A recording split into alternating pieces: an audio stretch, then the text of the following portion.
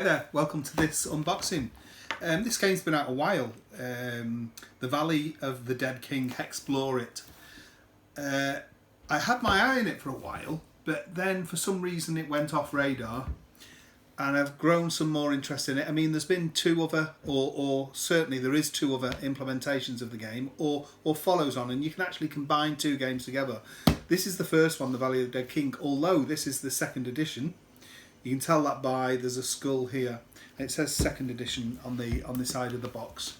They've changed some rules slightly and updated and balanced some of the stats on some of the cards and things, and the characters and I think maybe the villains. I'm not sure, but and also the artwork has been it's more vibrant on the big large hex tiles. There's been a follow-up game, the Forests. I think it's the Forests. Is it It's the Forest, isn't it? Of Adimon, is it? I think it's something like that. It's definitely set in a forest world, and also the latest one, which looks really, really good, but hasn't been fulfilled yet through Kickstarter. The Sands of Shurax, and that looks really good. And I think there's going to be 6 games in the series. So yeah, it's pretty cool. The first two, the Dead King and the Forest game, have both got expansions for them as well. I've just got this. This was a Father's Day present. Pretty cool present. Weighs a lot. There's a lot in this box, and it's like a questing. It's like a world with map hexes, which I really love that sort of thing. With a discovery, you can buy items, level up. All the time, the Dead King's going to be getting stronger and stronger as he destroys towns and stuff on the map. So let's have a look in the box and see what it says on the back here. Adventure awaits. So, you know, that's sort of a great thing. We've been playing Vinyos there. We've played it 4 times now. We played it we started with Lisboa, heavy games, and take a bit of time to get to nail. And we played Lisboa, was it 5 times? We played Vinyos 4 times. We're going to play it again today. But we played 3 times on the slightly streamlined 2016 version, and we played once on the 2010 version, and definitely the 2010 version is the way to go. I think it's got lots of it's how the game was meant to be. I think but the 2016 version is a real good way of easing you into the game. But the real game, meaty games on the 2010 side. So I can't wait to play that again after. But really looking forward to getting this to the table. So let's have a look. I say it's surprisingly heavy for the box, and it's great artwork, isn't it? Great artwork on there. Love it. There's the Dead King. He's almost floating, I think, there, isn't he? It's really nice. So let's have a look. It's a sturdy, heavy box. Sturdy box, I should say. A nice matte finish. It needs to be because there's a lot of content in here. So what we got straight away. This is the Valley of the Dead King. Say this is the second edition.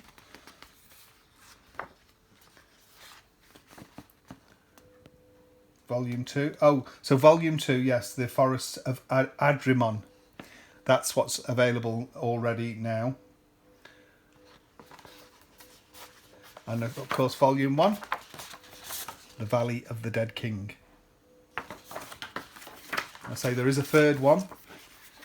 A very successful Kickstarter campaign for the Sands of Shurax, but it hasn't been fulfilled yet. So punch boards.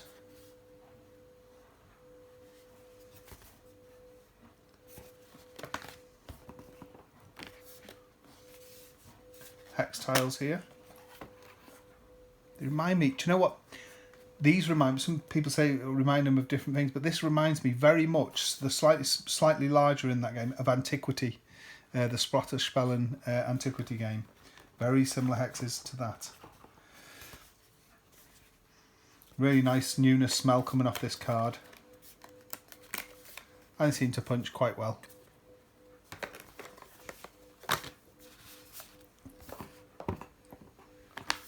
Lots of punch board sheets. Lovely artwork on the back as well. So these are all the maps.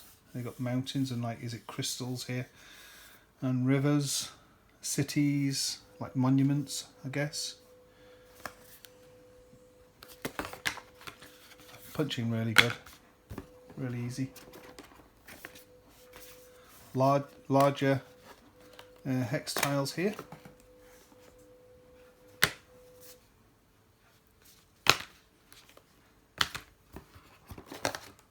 That's a lot of punchboard sheets. It's really nice, isn't it? Oh, that's good, isn't it? With the, it's a shame to split that up. There's the dead king there. A couple of baggies. One is the group of minis, that's us. Can play up to 6 out this box. The original version you could play 7, but once you get the expansion to this you can go back up to 7. It can play 1 to 7 players, so it's got solo as well. So that's the group of that's the mini that represents the group of players. And this one is the Dead King. It's a pretty detailed, cool mini. Excellent, to be honest. Dry white markers, standard fare there with the eraser on the back. Oh, quite tough. There we go. And how many of them do we get? Is it 1, 2, 3, 4, 5? Oh, we get 7. So that's good. For when, I guess, if you get the expansion, I guess I would think the expansion does not come with one then, because you've got 7 here in case you need the 7th. And of course you can always buy new ones of these if need be. In this tray here, that's these cards. These are the traits, aren't they? So when you pick your character, you also get the race card. I mean, look at all that lot. So if you shuffle these up and just pick one, you'd never have the same combo twice, really, would you? And that would be a centaur. There's all his stats there and everything. Nice.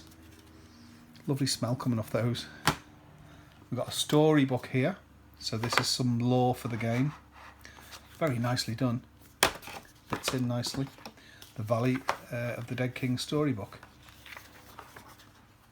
Nice paper as well. Game locations. So this will be well worth, city triggers, this will be well worth a good read before even starting the game. Black market triggers, items, city items, black market items, circumstances, discoveries and events, treasure chamber, friendly merchant, cave systems, frozen portal, ancient fortress, treasures again, dungeoneering. He's got some of the monsters here, the kobolds, giant boar, cyclops, plague beast, giant eagle there, marauders, a cave troll, a young dragon, an apparition, bone legion, short stories here. It's pretty well done, isn't it? On a map of the world there. The Rune Crest. Rune Crest what? Rune Crestley? Or Rune Quest and then Lee. There's a tavern and caverns. Circumstance table, bosses here.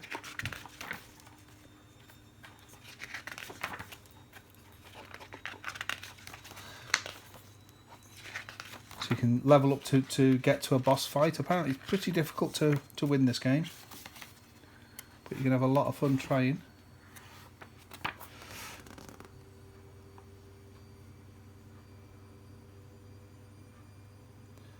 Very good. It's a decent book, that, isn't it? Oh, these are bigger than I expected. These are nice quality. Like that dry wipe finish. So you could write on these. Although these look like there's no sections that you'd need to write. These are like game helping mats, aren't they? Cheat sheets, game turns, yeah. Game turns, and about ruins there, when luck runs out. Shrines, blessings. Bezel, quarks, black market. Opening the black market. And then we've got the general market there, non-market. This is excellent quality, isn't it? Cities. Freeing a fallen city. Another one with the market on. A lot of content. There's a lot to go in this box yet.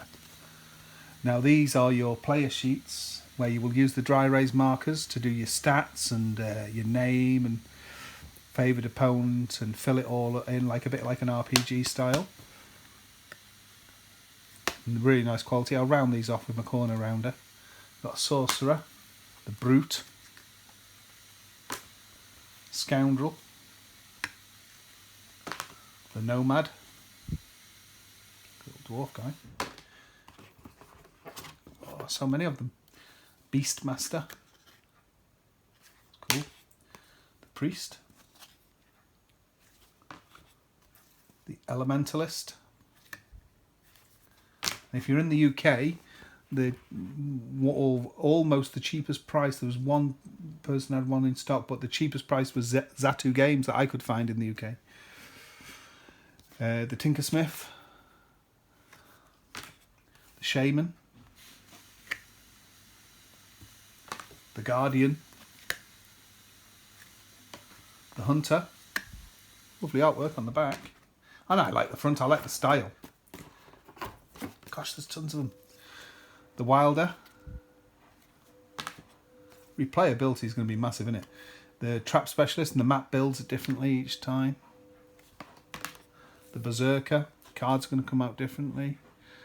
And the race that you match them with is going to come out differently. The Weaponsmith. A robot. Necromancer. And still there's more. Oh no, there's so tons.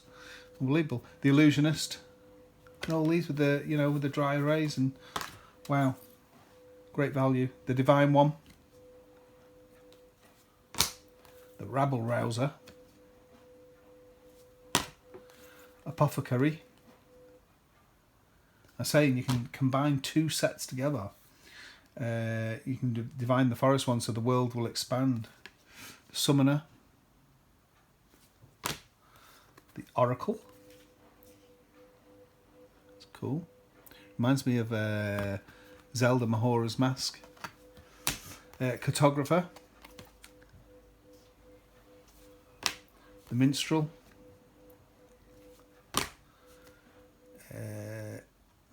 Overlord Chikak Ishak.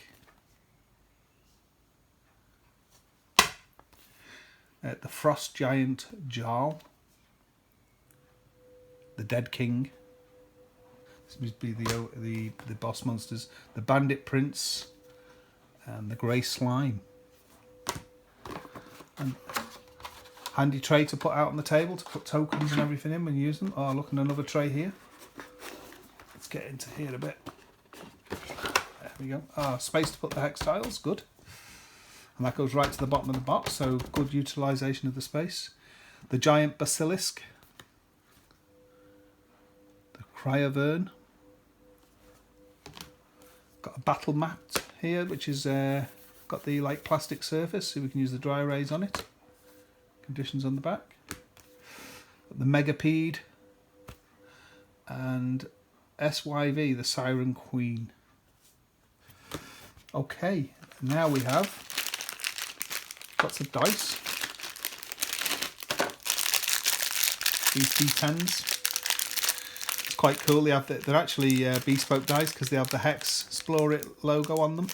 That's nice. They've not just used generic dice. Every single one of these has got the Hexplore It on there. So they're a D10. I guess the hex is a 0.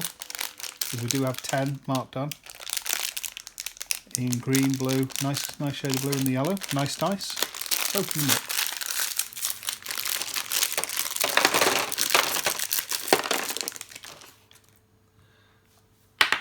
Good die. There we go. The Hexplore It logo on them. Nice dice. And we have this. It's like a D6. One's got the hex on it. Is that 2, 1, 2, 3? No 3's there. 5, 4. 3. It always adds, supposed to always add up to 7, isn't it? 4, 5, 6, 7, yes, 2, 5, 6, 7. So what's on the back of the hex? 1. There can't be is that a 6 then? The hex is a 6. It must be a 6, mustn't it, if that's right? It must be. Okay, let's have a look in here.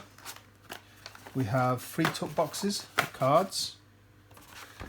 And the rule book. How neat is that? That's the rule book to the game, and it's in a little booklet like this. Very neat, that, isn't it? You know, normally you got, you know, sometimes the rule booklets are so unwieldy to hold and read, but this looks pretty cool. Shows your hero. So you're going to get through the pages pretty quick because they're not too large, which is quite nice. But there's a lot of pages. It's a nice size rule book, that, isn't it? Clean your dry erase mats there. They'll land on the back. That's pretty cool. Let's have a look at some of these cards.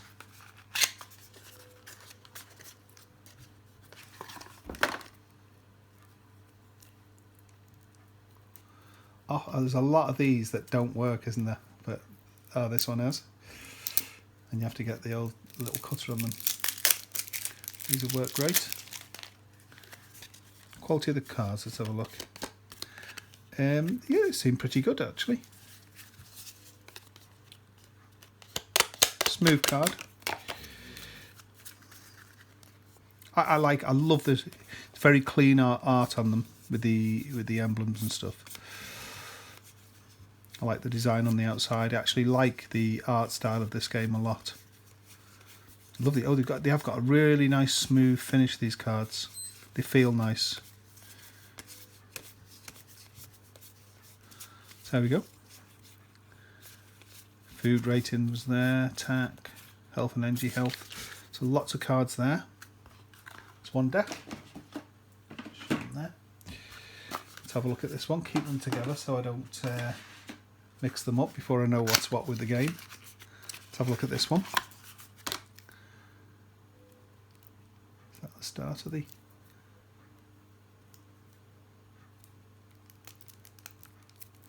Ah, there it is. Okay. Lot of content in this, isn't there? So have a quick look through these cards. Exclamation mark on the back. What was that? Some stack cards here or bandits, so I guess this is like events, some of them and what have you. Yeah, I guess like an event sort of it. Enchanted hourglass. You found a mysterious golden hourglass. The sand inside it glows with energy. The moment one or more group members with energy. The moment one or more group members would die. Roll a 10-sided die and add the result to each of the dead members' current health. This die may hexplode. The hourglass crumbles to dust after this use. Okay. There we go. And one more deck to look at. Let's have a look.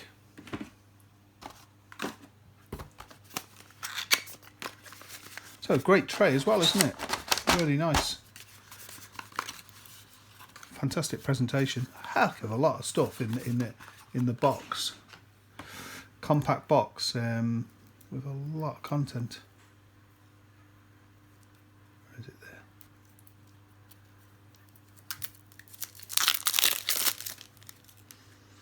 Ah, nice smell coming off those.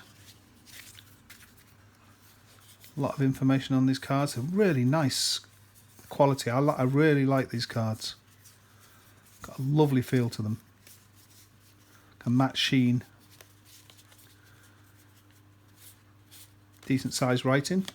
Can easily read the writing, even though there's a lot of information there.